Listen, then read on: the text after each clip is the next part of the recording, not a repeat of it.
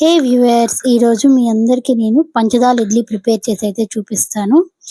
పంచదార ఇడ్లీయా, ఎక్కడ వినలేదు, ఎలా ఉంటుంది ఏంటి అని అనుకుంటున్నారా? 5 రకాల పప్పులతో కలిపి చేసే ఇడ్లీనే పంచదార ఇడ్లీ అంటారండి.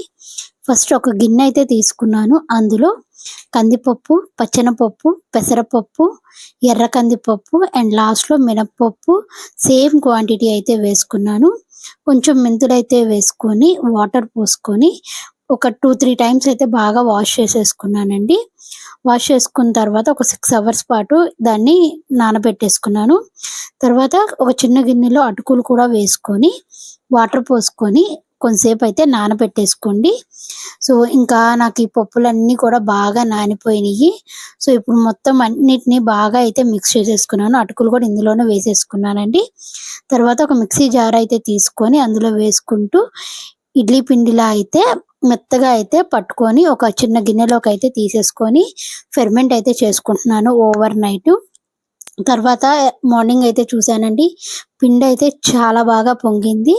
ఒకసారి మొత్తం గంట పెట్టి అయితే బాగా అయితే కలిపేసేసుకున్నాను. తర్వాత కొంచెం రుచికి సరిపడా సాల్ట్ కూడా వేసుకొని అన్నీ కలిసేలా అయితే బాగా కలిపేసుకున్నానండి. ఇడ్లీ ప్లేట్లకైతే నెయ్యి వేసుకొని మొత్తం అన్నీ గ్రీస్ చేసేసుకున్నాను.